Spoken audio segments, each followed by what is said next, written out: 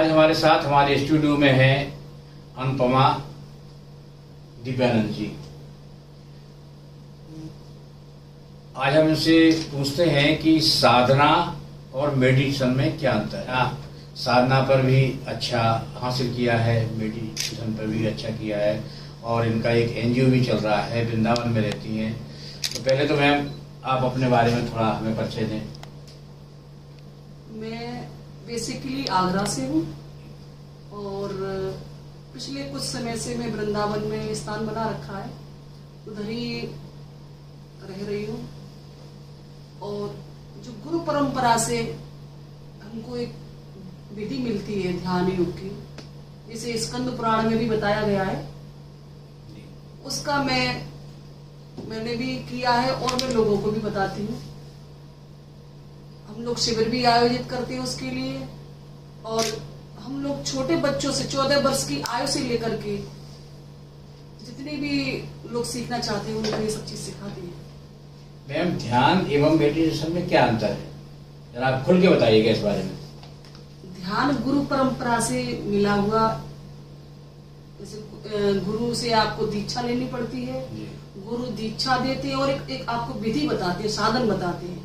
उस विधि को आपको नियमित करना होता है। जब आप उस मार्ग पे चलेंगे तो आपको उस मार्ग पे चलते चलते बहुत से अनुभव आएंगे। आप जिस तरीके की इच्छा रखेंगे उसी विधि में, वो आपको उसी तरीके से फलीभूत भी करेगी। मेडिटेशन जैसे अंग्रेजी का वर्ड है, वैसे उसके उसी तरीके के लाभ भी है। जैसे कि मेडिटेशन केवल लोग आजकल प्रचार करते हैं, हालांकि मुझे उनसे कोई लेना देना नहीं है, कि मेडिटेशन से स्ट्रेस जाता है, आपको शांति फीलिंग होती है, ये मतलब कुछ बताते हैं उसके लाभ। आपको तरोताजा महसूस होता है, आपके अंदर जो स्ट्रेस है वो चला जाता है। लेकिन ये सब ध्यान योग के द्वारा भी होता है। आप इसको किस तरीके से लेती हो, या किस तरीके से लोगों को अगर बताते हो, लोगों को समझाते हो, किस तरीके से समझाते हो? मैंने आपकी फेसबुक पे देखी, बहुत अच्छे आप स्लोगन लिखते हो, उनसे उनका क्या अर्थ होता है। आप जो अपना एक एनजीओ भी चला रहे हो, ध्यान योग भी करा रहे हो, मेडिटेशन भी करा रहे हो, किस तरीके से लोगों को प्रेरणा दे रहे हो? ये जो मैं लिखती हूँ वो जब मैं साधना में थी उसी समय मेरे अंदर से प्रकट हुआ, तो लिखना मेरा तभी से चालू है। मैं प्रेम पर भी लिखती हूँ, धर्म पर भी लिखती हूँ, और धर्म में भी, जैसे धर्म और आध्यात्म अलग है। जैसे मुझे गुरु परंपरा में या अपने अनुभव होते हैं, आध्यात्मिक अनुभव, आध्यात्म का मतलब स्वयं की खोज करना। धर्म अलग चीज है, धर्म बाहरी चीज है, और आध्यात्म अंदर की चीज है। आपको जो लोग ईश्वर को प्राप्त करना चाहते हैं, आध्यात्म वो है।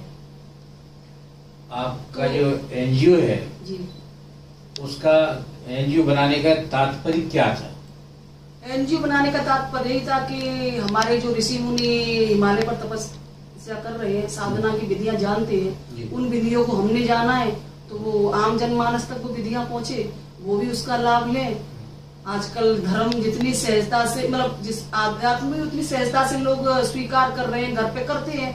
आप 10 मिनट या 20 मिनट अपने आप को दे सकते हैं सुबह शाम, और उस विधि को आप भी अपना सकते हैं। जिस ईश्वरत्व की खोज में या स्वयं की खोज में वो हिमालय पर बैठे हुए, उसको आप यहाँ पर भी अनुभव कर सकते हैं। देखो, इसके लाभ क्या है लोगों को, किस तरीके से जनता को या किस उम्र के व्यक्ति को किस तरीके से लाभ? आजकल के जो हमारे जो जीवन चल रहा है वो बड़ी बदल चुकी है। जी। घर परिवारों की जो मतलब हमारी संस्कृति तो नष्ट होने के कगार पे है।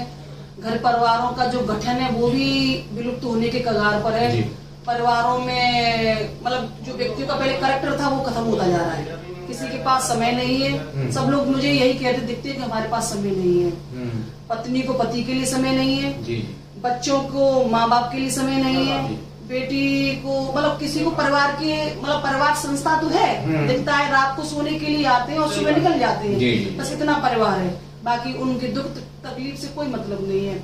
जब हम धर्म से जुड़ते हैं और धर्म से भी ऊपर की सीढ़ी आध्यात्म में, जब हम उससे जुड़ते हैं तो हमारे अंदर परिवार के गठन की भी संरचना दौड़ती है। फिर जी जी। हम परिवार को भी समझना शुरू करते हैं। जब हम स्वयं को समझेंगे तो परिवार को भी समझना शुरू करेंगे। एक भावना का वो होगा, भावना का विकास होगा, कैरेक्टर का, चरित्र का भी निर्माण होगा।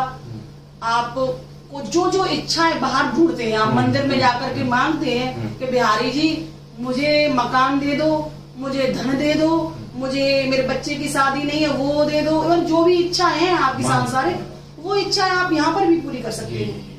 ये गीता का एक श्लोक है, तेसाम नित्याभियुक्तानां योगक्षेम भाव्यम, ये अंतिम लाइन है। तो सारे जीवन का योगक्षेम प्रभु करता है, आपके हाथ में कुछ है भी नहीं जी। आप ये चाहो कि मैं ये कर लूंगा तब भी नहीं आप कर सकते उसको, और आप ये चाहो कि मैं नहीं कर सकता तब भी आप उसको नहीं कर सकते। अच्छा, क्या ध्यान के द्वारा ईश्वर की प्राप्ति संभव है? बिल्कुल संभव है ध्यान के द्वारा। कैसे?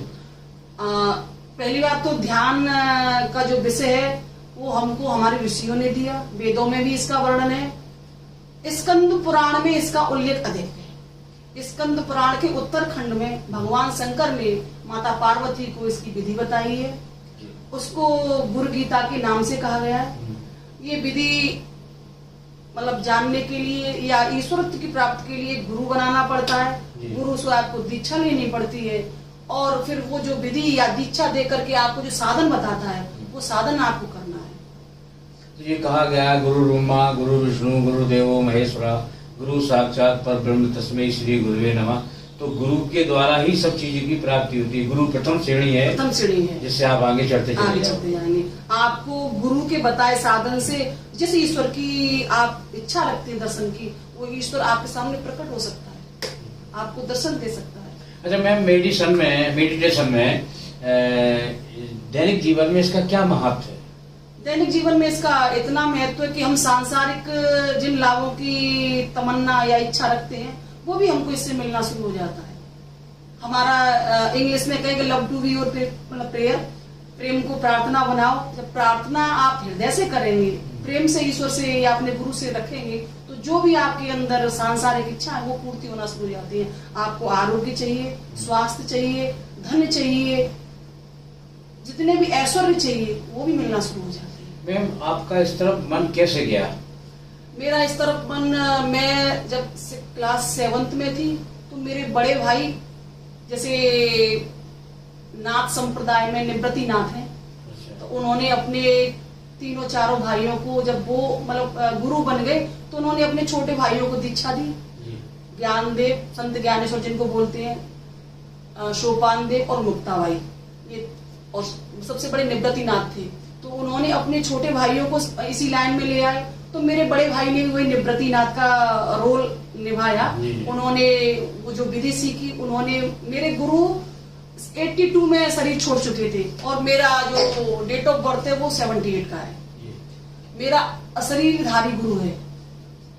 मेरे भाई को उस अशरीरी गुरु ने खोजा। वो मेरा जो गुरु है वो महाराष्ट्र के किसी कोने में छिपा हुआ था, और वो हमें खोजते खोजते आगरा तक आए। उनकी जो चेतना है, तो मेरे भाई को खोजा। मेरे भाई का घर में थोड़ा विरोध हुआ कि हर माँ बाप की इच्छा होती है कि बेटे की शादी हो, परिवार बसे। जब उनका मन इस तरफ चला गया तो घर में विद्रोह हुआ। इस तरीके से उनको डांटना डपटना शुरू हुआ कि ये क्या तू करता है। और तो उनको लगा कि मेरा वोट बैंक कम है, तो सबसे छोटी मैं थी और वो मेरे घर के सबसे बड़े थे। तो उन्होंने मुझे अपने पास बिठाया और उन्होंने मुझको छुआ। अच्छा। और उन्होंने मुझे छुआ तो जिसको शक्तिपात दीक्षा बोलते हैं, उन्होंने मुझे शक्तिपात दीक्षा दी और उसी दिन मैं गहरी उतर गई। मेरी उम्र भी ज्यादा नहीं थी, मैं 10-11 साल की थी। फिर मुझे उसमें पहले दिन ही दिव्य ज्योतियों के दर्शन हुए। मतलब मैं कई लोग की यात्रा पहले दिन में ही करके आ चुकी थी, और फिर मुझे उसमें मतलब मजा आने लगा है, आनंद आने लगा। ये जो यात्रा थी वो मानसिक यात्रा थी? मानसिक यात्रा नहीं थी, अंदर की यात्रा थी। मन से कोई यात्रा नहीं हो सकती। अच्छा। मन की यात्रा अलग चीज हो गई। मन से अभी मैं इधर न्यू अशोक नगर में बैठी हुई हूँ और मन से मैं मुंबई घूम रही हूँ, वो यात्रा नहीं है। अच्छा। मैं मुंबई में अगर हूँ ध्यान की विधि के द्वारा, आपने देखा और ऋषि मुनि एक शरीर को इधर छोड़ करके दूसरे शरीर से कहीं और भी भ्रमण करते हैं। वो विधि वो हमको इस साधना में मिलती है। साधना जब करते हैं, साधना का मतलब जो विधि गुरु से मिलती है, अगर आप उसको करते हैं तो उस मार्ग में आपको बहुत लोग भी आपको फेवर करने आते हैं। आपके गुरु ने, जैसे आपने मुझे कहा कि न्यू अशोक नगर आइए, आपने मुझे बता दिया, अब मैं इधर आई, लेकिन मुझे और भी लोग मिले कि देखो आप ऐसे जाएंगी तो ऐसे और पहुंचेंगी। तो साधना की श्रृंखला एक गुरु से शुरू होकर के अनेक गुरु मिलते उस परंपरा में।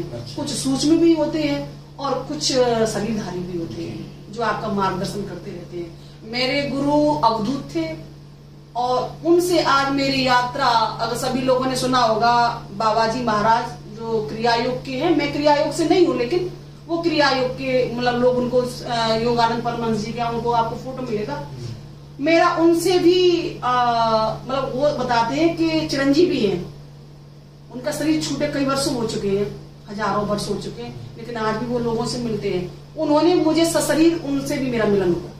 अच्छा, आपके इस योग मेडिटेशन में क्या शादी नहीं हो वही लोग आ सकते हैं या सभी लोग आ सकते हैं? नहीं, शादी तो देखिए आपका एक निजी है, मतलब निजी विचार है कि करें या ना करें, ऐसा कुछ नहीं। ग्रस्त लोग भी संत तुकाराम नामदेव जो देहू में है और महाराष्ट्र के संत हैं, और भी जनाबाई सप्पूबाई बहुत सारे संत महिलाएं भी हुई है, घर बसाए, परिवार बसाए।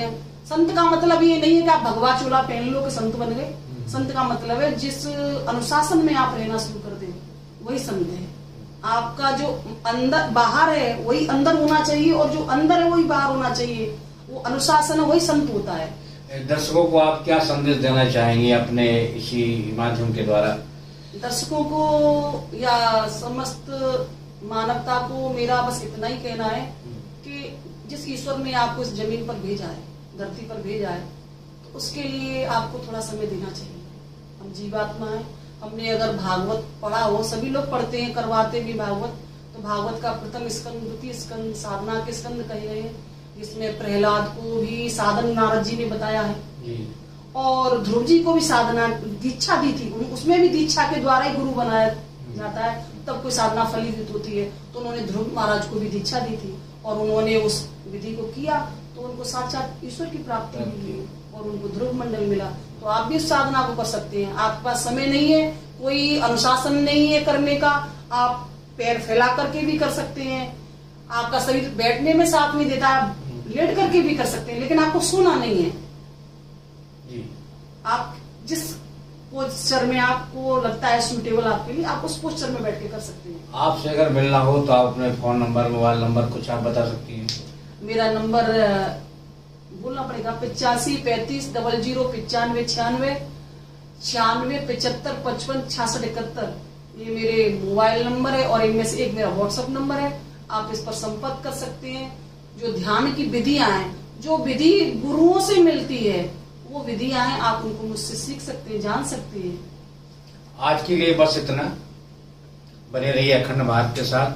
कल ओशो के विचारों के बारे में भी मैम को कुछ ज्ञान है, उसमें भी बहुत अच्छा बोलेंगे। कल हम आपको ओशो के बारे में मैम से मिलवाएंगे। ऐसी ही और वीडियो को देखने के लिए चैनल को सब्सक्राइब कीजिए, वीडियो को लाइक कीजिए, कमेंट कीजिए और शेयर कीजिए। धन्यवाद।